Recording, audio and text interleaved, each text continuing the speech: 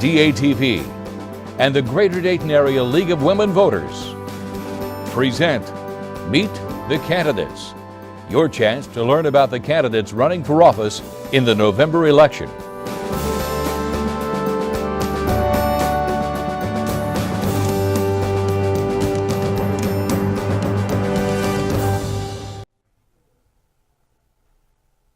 Hi, I'm Patty Skilken. I'm with the League of Women Voters of the Greater Dayton Area, and today I'm talking to two candidates for Juvenile Court Judge Common Pleas. They are Tony Capizzi and Ralph Wilcoxson. Before we get started on the official part of this, explain to me, I think because I've watched Law and Order, I know something that I don't. Juvie is just for 17 and under, that you leave juvenile court when you're 18. Am I right or wrong? Either one of you can speak up here. Well, actually, juvenile court's more than just that, but one part of juvenile court are children who commit crimes who are under the age of 18, so yes, 17 and under. But we also handle all the cases of adults who have children who don't get married. And so for people who have not got married, which are 50% of people, who have custody, child support, visitation issues, we have those cases also. And finally, we have about 1,000 cases a year of young people who've been abused, neglected, or dependent. They could be anywhere from 1 day old to 18 years of age. So we have a lot more. 18 is the cutoff. Once you're 18, you're moved to adult court? On the delinquency side. Okay. I just want to get that clear for the viewing public here. Sure. Now we'll start the official conversation. All right. We're going to begin with an opening statement from each of you. You'll have 2 minutes to speak to the voters. Tell us a little bit about yourself, who you are. You can talk about your family, your dog, your hobbies, whatever you want, just to help the voters figure out what you're all about. Sure. Tony, we're going to start with you. Sure. Hi, I'm Judge Tony Capizzi. I've served the citizens of Montgomery County now for the last 12 years as juvenile court since 2005. Prior to that, I practiced family law and juvenile law in this community. I've also served as Dayton City Commissioner for 12 years. As a commissioner, it was my vision to build Fifth Third Field, a baseball stadium, and bring baseball back to Dayton. The Dragons are here, and as you know, it's been the most successful franchise of minor league baseball in the United States. During my 12 years at City Hall, during my 12 years on the bench, I really tried to focus on the needs of our children and our community. I've expanded drug court from where it used to be about 20 children to 25 children a year to over 125 any given day. I've done a lot in terms of starting a family treatment court. I worked with this community to try and make sure that we have people a chance to really appear in court without necessarily hiring an attorney. I've established an evening reporting center, which is important because the evening reporting center is a place for young people to go after school and to sort of help them through the period of time where that 4 to 9 o'clock at night where they're not sure what to do. Under my leadership, juvenile court has received over $16.7 million in grants. That's not all I've done. I'm married with 4 children. I'm an instructor for the Ohio Judicial College, and the Supreme Court of Ohio appointed me to serve on the board of the Ohio Judicial College, one of, I think, only 8 judges in the country that serve on that board. I've been past president of the Ohio Juvenile Judges Association, which is important in that my peers felt that I was one of the best judges in Ohio. I've also been elected to be the national president of the National Council of Juvenile Family Court Judges starting in June of next year. In the end, I've worked hard for 12 years. I appreciate your support on Election Day. Look for my name on the ballot when you go vote. Vote for Judge Tony Capizzi. Thank you. Thank you, Tony. And Ralph, it's your turn. 2 minutes to speak to the voters. Thank you. Hello, my name is Ralph Wilcoxson, and I'm running for Montgomery County Juvenile Court Judge. Just a little background about who I am and what my direction is for the community. I was born in Dayton, raised here, have a family, graduated from Meadowdale High School, went to The Ohio State University, got my undergraduate degree there. Then I went to St. Mary's University in San Antonio, Texas. Returned from San Antonio and began working in the community as an attorney. First I began to work with the city prosecutor's office for Dayton and worked there for several years and gained quite a bit of experience. I also worked in private practice for several years. I was the chief prosecutor for the city of Xenia, and then I went to Montgomery County Juvenile Court as a magistrate. I worked for Juvenile Court for 12 years. I was the chief magistrate for 10 of those 12 years, gained a lot of experience, got to see lots of kids, and understood that that was where I needed to be if I intended to help the children and the families of this community. I also am married. I've been married for 19 years. I have 2 children. My daughter's 16 and my son is 11. They are a very important part of my life, so it's important for me to not only pour into them, but pour into the lives of the children and families in our community. So I make an extra effort to be involved in community service. I take my kids with me to make sure they understand the importance of that particular investment. I sit on several boards in the community because I believe that it's important. If you're going to give back, then you need to pull up your sleeves and get to work. And I've done just that. And I suspect that as we move forward in this discussion today, you'll hear more about me, more about what my goals and visions are for the community. Thank you. Thank you, Ralph. I'm going to stick with you for our first question. I can't even imagine thinking of juveniles that have committed infractions of some sort. How difficult it must be to determine who's a good kid that did something stupid and who is a kid that's really headed down a destructive path. When you're faced with a youngster that's really headed down that path, the bad one, what resources are available to a juvenile court judge, and which ones would you imagine would be used the most often? Well, and that's a very good question. One of the things that you have to look at, you have to look at the family and what resources are already in place for that particular child. So if they have a strong family unit or a extended family, whether it be through their church or their school, or if they have a mentor, then you look at those resources first. But also the court has several resources that we can put in place for those children. One of the things that I think is important for children is that they have some structure, that they know what they need to be doing so that they can be successful.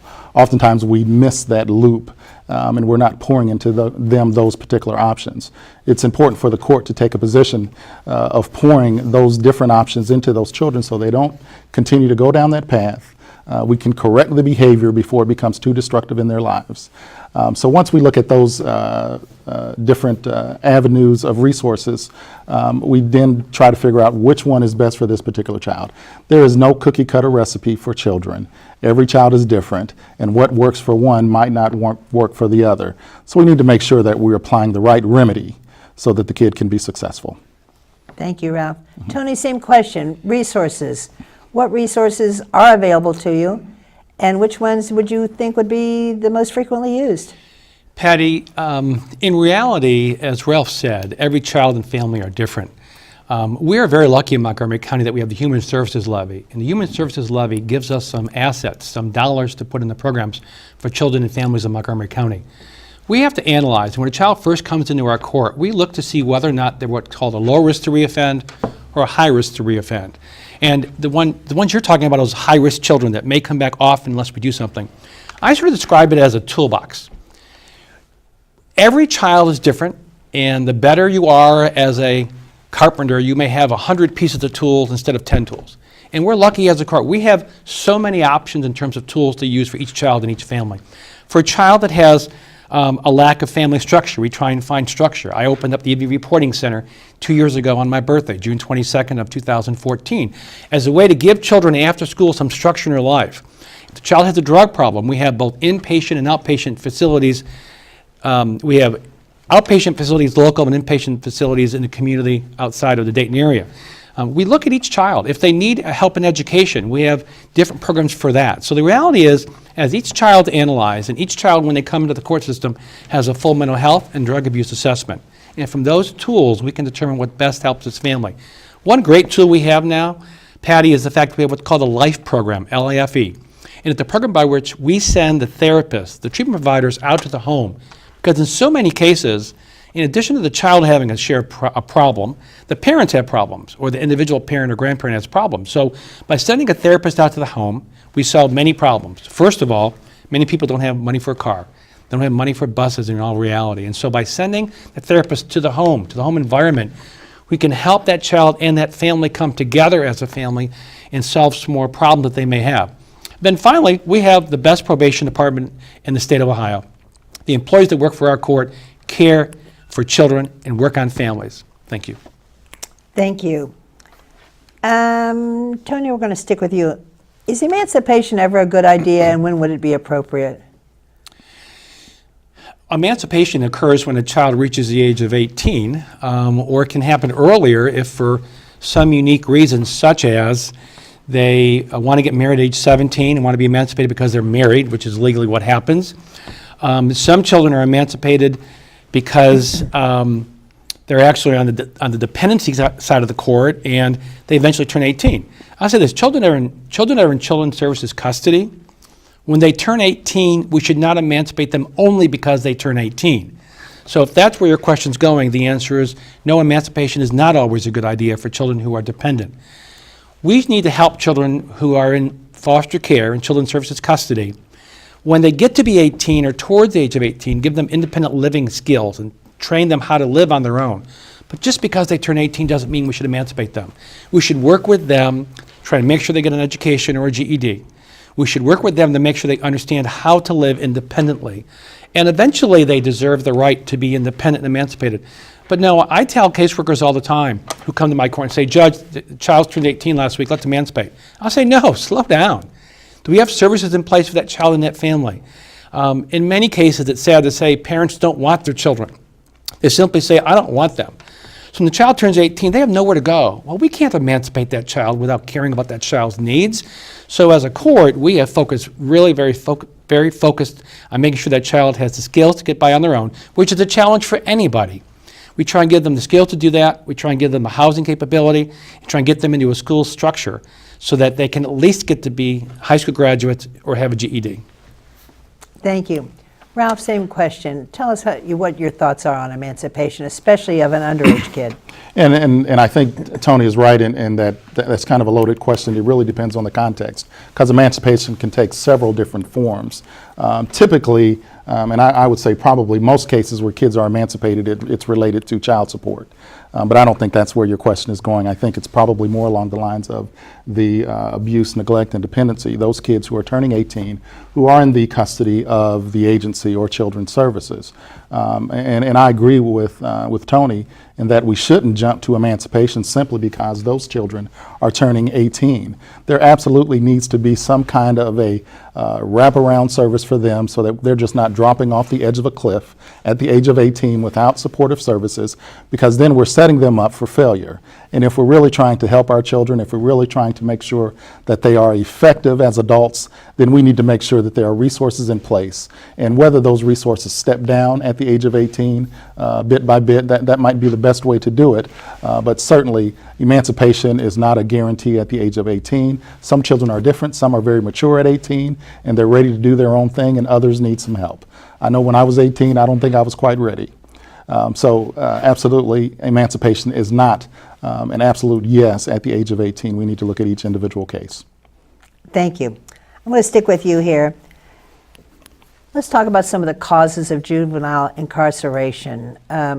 What, in your opinion, are the most common causes, and how do we eliminate some of these incarceration situations? Excellent question. And I can jump right into this because I think probably the biggest cause of incarceration is the lack of structure, the lack of relationship for children. And if they have, people who are left to their own devices will typically end up in trouble. So we need to make sure that there are structures in places, that there are relationships in places for these children, so that they don't darken the doorstep of the court. And that means we have to get involved before they get involved with the court. So we have to develop partnerships in the community, with the school districts, with neighborhood associations, with the faith-based community. That's how we stop those increasing incarceration rates. Now, certainly there will be some kids who will make their own decisions and end up in the court anyway. And that's going to happen. And when that does happen, we need to make sure that we're ready to receive them in such a way that is restorative, that we're not just being punitive in regards to the incarceration, but with the eye on restoring them in the community at some point. Thank you. Tony, same issue, juvenile incarceration. Our court started a number of years ago a program called JDAI, Juvenile Detention Alternative Initiative. And that really focuses right on what your question is. We were, as a community, incarcerating too many young people. Now, I would agree that we need to touch children when they're 2, 3, and 4, so that when they're 8, 10, and 12, they're not in our court. But that's a different issue. The issue right now is, what about incarceration? And so children come in our door. There are what I call contact points. We're not the first contact point for most children. either a school teacher is or a police officer. And so they bring charges and that child comes to our court. We then make the decision on whether or not that child is incarcerated. And so with our Juvenile Detention Alternative Initiative, we've been able to cut our detained youth by 70% over about the last 6 years. And how do we do that? We do it by saying, we know if a child's detained, that really isn't good, except for certain children that are at risk to themselves or society. There are a lot of young people who are at low risk to reoffend that deserve to be in the community, not incarcerated. So we work with those children. We try and focus on making sure there's things for those individuals to do. There's services in place. Eating Reporting Center was one way. We started a disproportionate minority track for young African American males who were being just excessively arrested. If a black child and a white child are arrested, the same thing. Normally the white young man goes home, the African American child is brought to jail. That should be stopping. So by using a disproportionate minority program, we've been able to help 175 approximate young African American males not have records and not be incarcerated. So we try and distinguish between low risk and high risk. Low risk children, if they have proper oversight and guidance on the outside, in other words, not incarcerated, we can help those children and families come back together again. For that small percentage of high-risk children, they have to be detained. They have to be incarcerated, and we have to understand that every child isn't going to follow the rules. And if that child's going to be a risk to the community, they need to be detained and incarcerated. Thank you. You're welcome. Every judge was a lawyer first. Yes, we were. Lawyers are encouraged to do pro bono work. What do you think is an appropriate amount of time for a lawyer who's trying to earn a living to do pro bono work, and what was your experience in that area? That's interesting. I think it kind of depends on the individual. If they work for a big firm, many firms pay the attorney to do pro bono work as part of the firm's obligation to the community. I was an attorney in private practice. I was with a number of attorneys at times, but we always shared space. So really I was my boss my whole career basically as an attorney. I love doing pro bono work in different ways. I mean, you go to the Bar Association sometimes and help people do their wills. You know, I did pro bono work in a way that, and we may agree or disagree on this one, this question has been asked, but I did a lot of juvenile work and a lot of guardian ad litem work where we make a lot less than what you normally would make. And so I think I was one of the 3 or 4 top attorneys in town when I was practicing law doing juvenile work, and made, frankly, a lot less money because of it. So I wasn't doing it completely for free, but I was doing it for substantially less money. And so to say a young attorney in private practice, if they can give 3 to 4 hours a week, that's a lot to ask for them because they're struggling right now in this community. A law firm that has the assets to do more can let their attorneys, the younger attorneys, do it. Now, we need to make sure as judges that pro bono isn't always good if the attorney's not qualified. So an attorney that does great corporate work, that they want to do pro bono work in my court, that may be disaster unless they're properly trained. So pro bono is not good enough. It's making that attorney work in the field they want to do the best work at, knowing they understand what they're doing. Thank you. Ralph, give us your thoughts on pro bono. Actually, I think pro bono is a fantastic idea, and Tony's right in that it really depends on the attorney and what, in fact, they are trying to do. And when I talk about pro bono work, I'm not specifically limiting it to the practice of law. Attorneys can work in the community for free and do other things as well. And in fact, that is probably the majority of my experience. I do a lot of work on boards where I'm doing legal work for that particular company or nonprofit at no cost. And then I also appear in court at no cost to some clients as well. And you asked for a number. It's really hard to put a number on it, but maybe 40 hours a year might be something to look at. I know some other states require that attorneys do 20 to 25 hours a year of pro bono work. I think it's a great idea because access to justice is absolutely important for the under-resourced areas. Everyone needs the opportunity to go to court and feel like they have a fair chance of being heard when they get to court. And sometimes pro bono work is the only way to do it. Now, we do have a couple of organizations here locally. The Volunteer Lawyers Project, they do fantastic work there. We have ABLE here as well, and they will take on cases at no cost. We also have a great public defender's office. So those entities work well with providing services at no or very little cost to the clients. But I think the attorneys ought to jump on the bandwagon and help as well. Thank you. I agree. Every election period, because my husband is an attorney, I get calls from a half a dozen friends saying, What judges should I vote for? Well, I love the power that it gives me, but it also makes me think there's got to be a better way to decide who sits on the bench. I'm going to start with you, Ralph. How do you think's the best way to pick our judges? Well, I think the best way, and this is not just for judges, this is for any candidate that is running. You absolutely need to know who the candidate is. You need to know his or her background. You need to know what they stand for, what their history is in terms of work, because oftentimes, in this season of campaigning, candidates blow smoke. They will tell you one thing, but their history says something completely different. So if you want to do an apples to apples comparison, then you get both candidates, or how many ever are running for that particular office, and you compare their history, you compare their voting record, you compare if they are doing pro bono work or working in the community, you compare those things to what they're saying that they will do once in office, and see if it doesn't give you a better idea of who's who. There are several candidates nights that are hot about this time of year that people show up, and unfortunately not enough people show up. And at those events, you can talk to the candidates one-on-one, and then you can hear a little bit about where they stand and where they intend to go, or what their vision is for the particular position. Thank you. Tony, what are your thoughts? Patty, it's a funny question, because if you live in a state where judges are appointed, they wish they had elections. And if you live in states where you're elected, most people say, gosh, the governor should appoint. And so each process has its uniqueness to it. I like the process of election because at least the people get to vote versus backdoor politics where a governor selects one or two people who've given a lot of money to a gubernatorial campaign years ago while they were an attorney. So I like the process that we have. I agree that people need to become educated. It's a shame that in this county, on this election, 38% of people who will vote for president won't vote in our race. In other words, 38% of people who will go vote will not go on, keep voting till they get to the judge's race. And really, we're the only judicial race that's opposed on the ballot this year. And so for both of our concerns, we want people to vote. Vote for Ralph, vote for me, but at least vote. And so use your right to vote and go in and vote. I do believe that as we're out in the community, we can express our opinions within the realms of judicial authority and what we can and can't say. People can get a good idea of who we are. They can understand what our background is. They can see what we've done over the years as attorneys and myself as a judge. They can look at that, and hopefully from that, they can really make an educated decision as to who they think is best capable of caring for the children and families in Montgomery County. Thank you. You're welcome.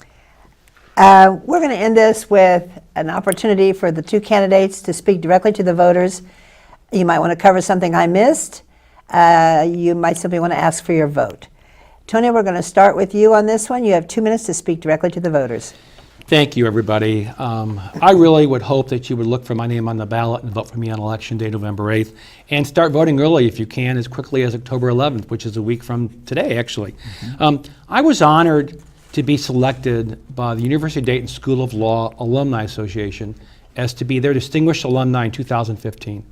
I received that reward for my help to the University of Dayton School of Law, but also my help to the community. I've served this community for 37 years now, between an attorney, being a judge, and being a Dayton City Commissioner. My whole background is public service to help this community make changes. I did it when I was a lawyer representing hundreds and hundreds of families and children in juvenile court. I did it as a city commissioner, trying to keep our neighborhood safe and bringing baseball to Dayton. I've done it as a judge, trying to make sure that we're fair to everybody in my court. Everybody that comes in juvenile court should understand that they'll be heard and there are no preconceived decisions made. And when you come to our court, we want to help you solve your problem, your individual issues. Let's remember, we have so many children in our court who are there through no fault of their own that need help. We started really last year to deal with a pro bono issue. We also started a citizen services unit in our court. So you can come to our court and file papers as an individual without the need of an attorney. I really think that's important because we need to give access to people who can't afford an attorney, and we've done that during my career in the court. As I mentioned earlier, during my career, we have made $16.7 million in our court. I believe that helping families and children makes our community stronger. My 37 years of service prove that I'm experienced. I've always been told that I'm fair, and I'm dedicated to children in Montgomery County and to the families that we serve. So please, again, vote for me on Election Day, November 8th, Judge Tony Capizzi. Thank you very much. Thanks, Tony. Ralph, it's now your turn. You've got 2 minutes to speak directly to the voters. Thank you. My name is Ralph Wilcoxson, and you, as well as you know, I'm running for Montgomery County Juvenile Court. It is important for me that we are taking an approach that is restorative rather than one of retribution. We need to make sure that we are preparing our kids and we are pouring into their lives. We ought to be able to help them succeed. Everybody makes a mistake. Most kids, that's why they have parents, is so that those behaviors can be corrected. But when those parents are unable to do that, that's when the court steps in. The court steps in the role of a parent, and we should be correcting behavior so that our communities remain safe. Like Tony, I've received several awards as well. In 2010, I won the Raymond Fitz Community Service Award. In 2013, I won the Access to Justice Award. I also won the Fair Housing Award through the Dayton Board of Realtors for my work with providing housing for those who are under-resourced.